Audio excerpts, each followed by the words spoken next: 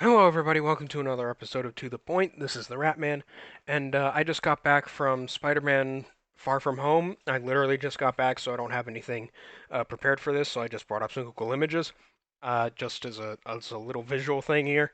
But anyway, uh, man, man, do I like this movie? This is one of my favorites. I highly recommend anyone who is even sort of interested in Spider-Man see this. This is an amazing movie. I love it because we're finally getting deep into the Spider-Man adventures here. We're not just on a, oh, Spider-Man's just a newbie who doesn't fully understand his powers thing, you know? We're finally into a relatively seasoned Spider-Man who's just doing his Spider-Man thing, right? And so you actually get to play with that a lot. And one of the big ways they play with that is through the villain, Mysterio, played by Jake Gyllenhaal. And it's confirmed that he's the villain. Everyone knows Mysterio is a villain. Mysterio's not a hero.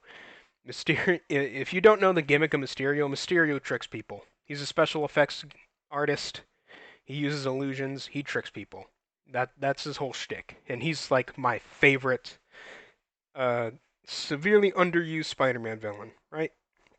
Spider-Man villains are generally pretty good, but Mysterio is just an amazing one that I think is very much underused.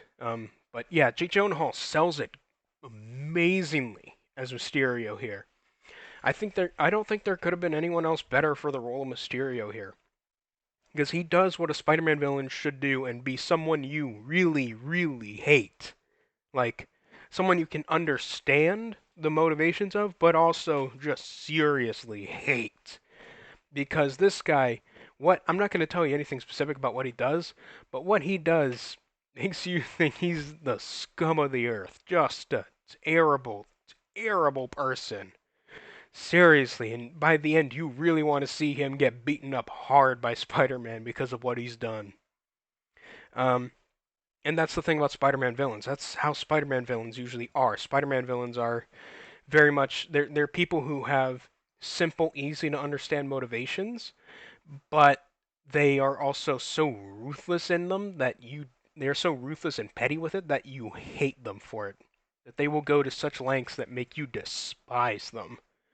And Mysterio and the beyond just the motivations, Mysterio um Mysterio's just power set, I guess you could call it. It's not really a power set. He doesn't have actual powers. He's an illusionist.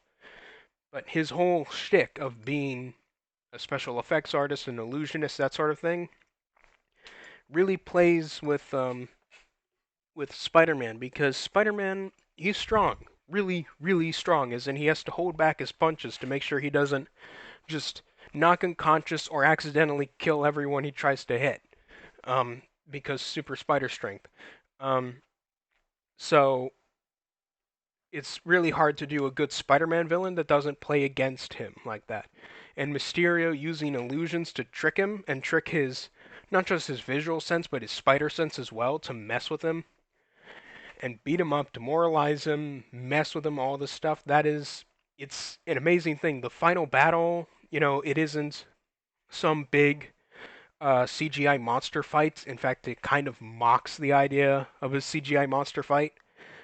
It's actually creative, and yeah, and it's just really fun to watch. And it doesn't reach moments where I'm like, oh my god, just keep going. No, like I'm not bored at any moment. It doesn't feel like anything drags in the movie. The writing I think is really good for one of these movies. It's a nice cheesy Spider-Man film, which that's the thing. Spider-Man films are always going to be fun little cheesy romps, if you will. Because Spider-Man's still technically a more street level type character, right? Even this Spider-Man, who has all the Stark tech, he doesn't regularly deal with huge big name villains, right? He still deals with guys who um, are very limited in their capabilities, even though they might not want to be. Um, and so yeah, it's just a really really good movie, and the end credit scene is a very Spider-Man end credit scene. It's probably one of the best end credit scenes, honestly. I'm not gonna tell you anything about it. Just amazing, and that's generally my thoughts on it. I just wanted to ramble on about this for a little while, get the video out there, all that stuff. So yeah, that is my those are my thoughts on Spider-Man Far From Home. Yeah, go out and see it. I highly recommend it. So yeah, this has been the Rat Man, and I will see you all later. Goodbye.